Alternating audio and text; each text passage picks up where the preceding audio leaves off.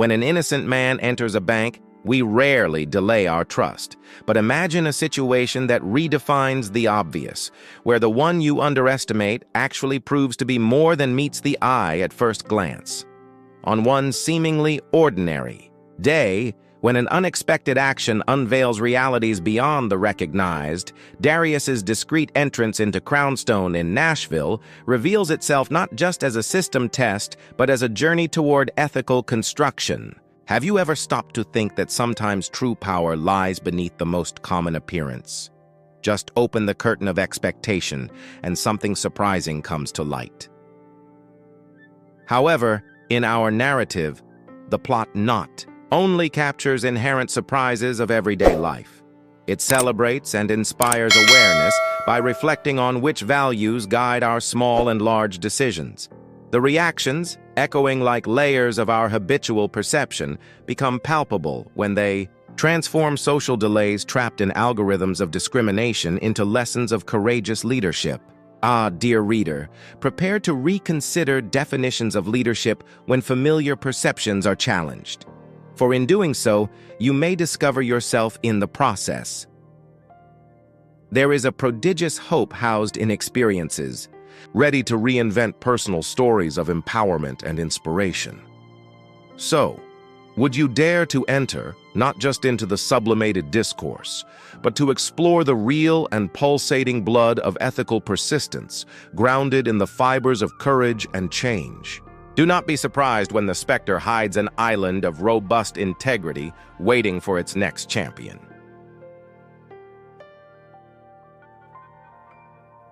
Darius appears at the entrance of Crownstone Bank, wearing an elegant three-piece suit that highlighted his professionalism. It was a typical gray day in Nashville when he entered with confident steps, holding a check that would soon cause unexpected reactions. "Good morning," he greeted amicably as he walked up to the counter. However, even this seemingly ordinary start to the day would somehow unfold into an episode of humiliation.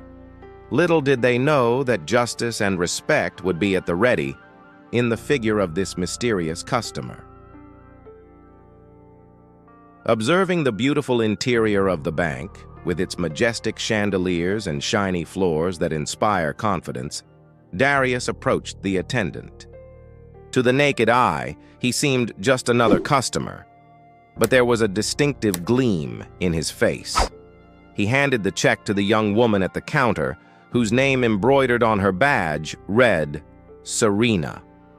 "Please, I would like to cash this check," Darius instructed, maintaining his calm and cordial gaze. The girl nodded, but recognizing the magnitude of the amount on the check, she moved her lips in a subtle murmur. "It's better to call the manager." Dusko. As Serena moved away toward the manager's office door, the words echoing in Darius's mind were about values of integrity and ethics, noting the contrast between the suspicious attitude and his determination to promote respect and equality. At the echo of the name Darius, a light silence reigned. Who would bear the weight of prejudice and humiliation? But as his inner voice wisely said, changes arise when someone, secure in their own ground, stands up. Meanwhile, the next unexpected act within that elaborate banking social opera was about to begin. The atmosphere grew tense when the manager, Mr. Simmons, emerged from behind the glass doors of his office. Strategically positioned behind the counter now, Darius, with a recognizable calm and unwavering confidence, extended the check. "Good morning, sir. Let's see. We need to verify the authenticity of this amount," declared Simmons with a look that mixed distrust and professional pressure. The impression became clear to Darius. It was not only his check that was under scrutiny, but also his identity and presented values. The eye contact between Simmons and Darius lasted only a few moments, but it was enough to notice the lack of empathy in the manager's gaze. Darius, oblivious to the veiled discrimination, watched Simmons resort to bureaucratic records, confiding in authenticity and verification, concepts not unknown to someone versed in ethics and professionalism. At that moment, the air seemed to condense. Nuances of prejudice and attitude illuminated the peculiar scene set in the bank hall. With Sophia, the receptionist, who had an inspiring ethical temperament, discreetly waving in sympathy to Darius from a distance, he recalled the lessons of respect. At the moment when globules of anxiety in the atmosphere transformed into a translucent curtain, Simmons hung up the phone with a muffled sigh, ready to subject the check to a series of rigorous verification methods that unfortunately wielded disbelief in appearances and induced reactions. And thus, the invisible thread of this occasional tapestry began to travel before everyone, preparing the ground under our eyes for the unfolding of the story that stirs reason. With the check in one hand and the identification document in the other, Simmons glanced sideways at Darius, meticulously analyzing the printed details. "I need to validate the origin of this document," Simmons expressed, diving into a tone that naturally exuded formality while pointing to the verification phone. Darius simply nodded, watching each action with a demeanor that inspired hope for justice, transcending the mere banking facade. As Simmons exchanged words with a distant entity over the phone, Darius remained impassive, reflecting on his personal experiences with racism and prejudice. Words echoed in his memories intermittently. Respect, equity, empowerment. What do these values mean when they are not consistent? People in leadership positions often stumble upon ethical dilemmas between professionalism and implicit racism, Darius remembers, wondering if Mr. Simmons would ever absorb this kind of network of human values. Back. With the check, Simmons questioned Darius about the transaction. His sincere intentions would continue to unravel the impending prejudice questionnaires. "Real estate business?" he replied directly, infiltrating a translator's impasse of values without escape routes. A common observer, perhaps ignorant of the complex dynamics of discrimination or empathy, might not fully comprehend the nuances of the behaviors, reactions, and attitudes that Simmons exhibited once again. The unwavering fate predicted the subsequent scene. A tide of change would come to life in Darius's fashion. When Simmons stepped forward, again toward Darius, his gaze was armed with firm determination. "Tell me, Mr. Darius," he began with a veiled temptation in his tone, "what precisely is the nature of this real estate business?" Darius took a deep breath, his eyes filtering patience instead of urgency. "It's simple," he replied, allowing an almost philosophical smile to escape. "An acquisition that involves values, not just in figures, but in ethics." The effectiveness of his response traced the thin line between practical reality and life's lessons. Simmons walked briefly, with the attention of the rest of the bank peering in, each team member observing how the boss conducted himself in the face of a possible arrangement of misunderstandings and excessive integrity. To escape the confinement of the conventional, it was imperative that Simmons overcome his distrust of unreadable faces and address the broader meaning of fair professionalism. However, the heavy determination of prejudice sometimes competes with the power of well-conducted preparation and empathy. The dialogue continued to float between distrust and empowerment. The check, a simple piece of paper filled with digital sundaes, found itself as the unwanted protagonist of the overall scene. "Is there anything else I can clarify for your complete verification?" Darius asked, with a serene demeanor that triggered genuine clarifications and the adoption of transcendent values instead of resistance. At the intersection of prejudice and opportunity, the check was not a triviality, but a portent of how vast this impasse could unfold. With evident distrust on his face, Simmons decided to retreat into a defensive position, rejecting the check with a tight expression. "It seems suspicious, sir," he said, each syllable carrying a tone of discursive impotence that did not match his position. Darius, however, calmly reiterated his request, suggesting an additional verification. "Verification is a mere procedure that does not deserve disdain," Darius protested, his demeanor reminding that verification and ethics have more in common than one might think. Simmons, however, maintained his reluctance, balancing his observations under a cloud of racial prejudice. For many present, this scene exuded injustices frozen in classic behaviors of places that claim to follow the line of equity. The atmosphere, quickly tinged, ambiguous between criticism and professional responsibility. The underlying question, the supposed verification not performed, could undoubtedly gain clarity if a more widespread sense of respect were fostered. In a final gesture of denied arbitration, Darius found the words that pierced the automatic behavior. "Why rely on assumptions when honest facts are on the table?" he questioned, keeping his dignity firm at the center of the room. The words did not fall on deaf ears, but Simmons continued to cling to his implicit conviction, as if ethics and equality were mere words in the wind, ready to fade in the gears of monitored prejudice. Darius, in that deliberately calm position, dared to question the logic behind Simmons's inflexible decision. "Why rely on assumptions and leave the facts waiting outside the conversation?" he inquired, offering a glimpse of leadership that translated empowerment in his firm expression. The room grew uneasy. The contrast between posture and discrimination was laid bare for all to witness, submerged in the question of truth and verdict. "Oh," Simmons, still supported by the aura of his unchecked arrogance, retreated to the bastion of cold formality. "Mr. Darius!"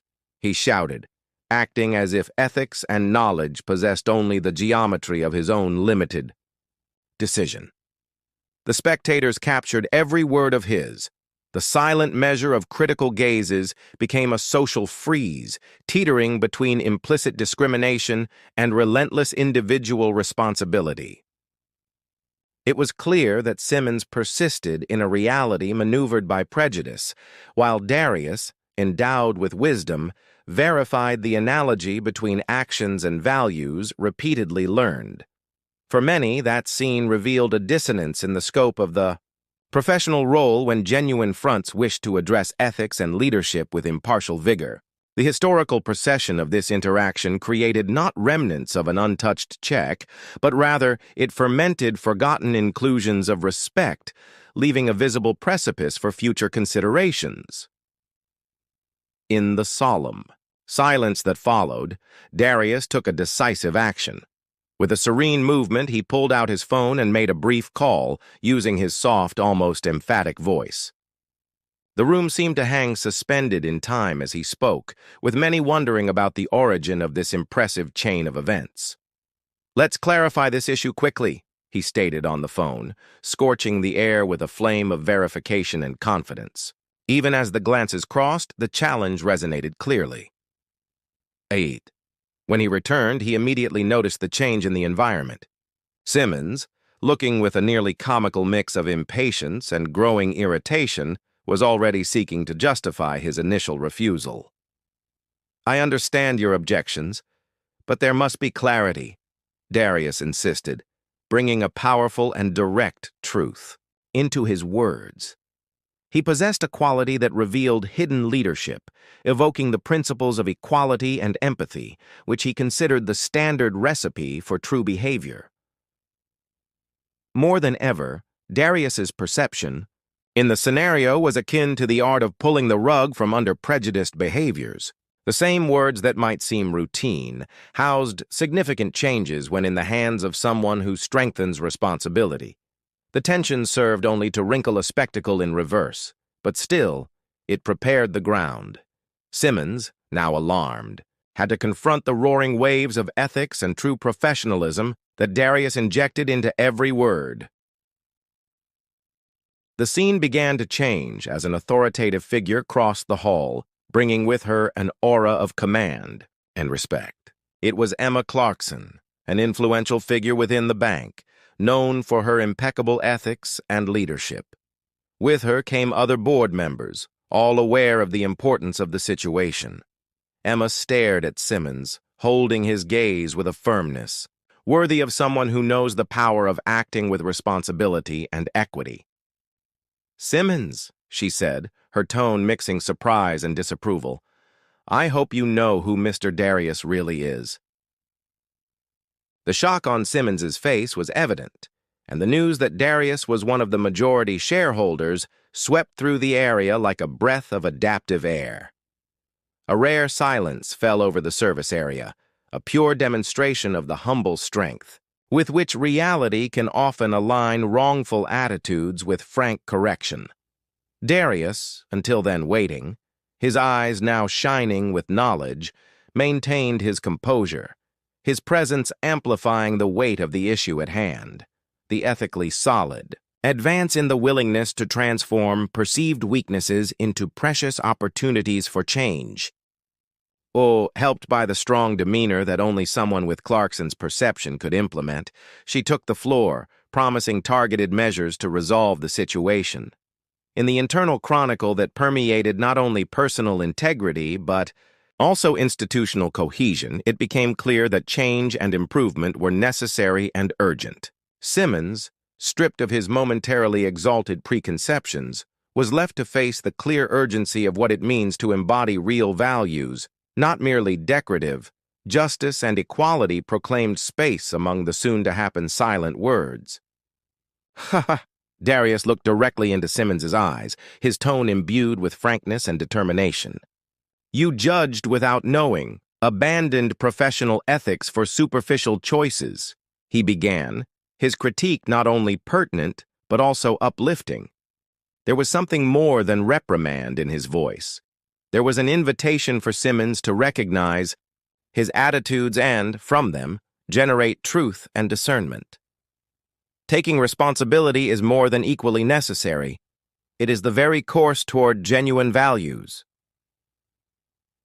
With each word spoken, his posture reflected leadership and vision, a leadership grounded in the duty to implement essential changes in personal and cultural attitudes. The masterful execution of his words indeed brought the reality that the price of actions without reflection falls under the inspiring aegis of empowerment and respect. As Emma promised tangible solutions, it became clear that the humility shaped in this space was absolutely and inspiredly connected to promoting justice, a guiding laser to the heart of challenged prejudice. Through these interactions, eloquent symbols of the need for realistic values, persuasion transformed from a mere financial demand into an emotional and behavioral imperative, an urgent call for integrity and commitment. Darius concluded the moment, inviting everyone to reflect on their conduct, knowing that each action should be embedded in personal and collective responsibility, and only then respect and protect the straightforward path toward implementing shareable truths. Standing before a silent audience, Darius finished with words that resonated deeply in the hearts of all present. Respect should not be given based on assumptions, but rather seen as a natural obligation. His statement crossed old paradigms, signaling a new era where equality and justice are not mere ambitions but obvious conditions of coexistence. Those who witnessed the confrontation, both employees and customers, marveled at Darius's dignity and leadership. His vision was clear. Fostering change is not an easy task, but a precious endeavor through the continuous involvement of integrity. Through his experience, it became evident how education and training can alleviate previous cracks rooted in prejudices, even unintentional, promoting instead an ethical professional performance that aligns with intrinsic values. Each gaze into Darius's eyes understood to some degree the fundamental idea that positive actions and reflection are the way forward. Ah! As he left the bank, a new perspective lingered in the air. Measures would inevitably be filled with ethics and grace, safeguarded by Emma Clarkson's express and firm promise to take meaningful actions to enhance the institution's practices. Darius not only demanded accountability, but also planted seeds of hope for a balanced future. A tide of change, already somewhat visible, was on its way. And even in the interstices of banking enclosure, the moral movement would undoubtedly become the core of the professional principles established there. Tensor. The narrative provided us with a profound reflection on the role of respect, justice, and integrity in contexts that could traditionally be seen as routine and common. In Darius's experience at the bank, we realized how attitudes steeped in prejudice and judgment can crumble before the strength of authentic leadership and commitment to genuine values. He not only faced a situation of distrust with dignity, but also instilled a change of consciousness in the structures surrounding him. Throughout this journey, we witnessed the transformation of the banking environment into a space where meaningful dialogues about ethics and equality were promoted. It was a powerful demonstration that leaders are not necessarily born from the position they occupy, but from the ability to instill change and inspiration in others, creating an environment where everyone is recognized and valued for who they truly are. The strong and just presence of Emma Clarkson reinforced the implementation of lessons that strengthen the pillars of respectful coexistence and integral corporate behavior. More than passages between narratives, we are faced with a manifesto of learning and transformation, where justice is not merely consented to, but desired and implemented with vigor. Thus, we leave this account not only with a story, but with a restored motivation to advocate for inclusion and respect in any everyday situations that challenge the fragility of empathy. These are not just distant concepts, but shareable actions that, when executed, delineate a new milestone in personal and professional endeavors within everyone's reach. How about now, dear reader, to tread your inspirational path, incorporating empathy and leadership into every aspiration? After all, these are not limited demands for banking dilemmas, but life premises for a better and equitable future. If this story inspired you, if you felt every word, every musical note resonating in your soul, then you cannot leave without taking action. Subscribe now to the channel, turn on notifications, and get ready for more stories that will make you believe that personal transformation is possible. Share in the comments where you are watching us from. Let's build a community of people who refuse to be limited by anything or anyone.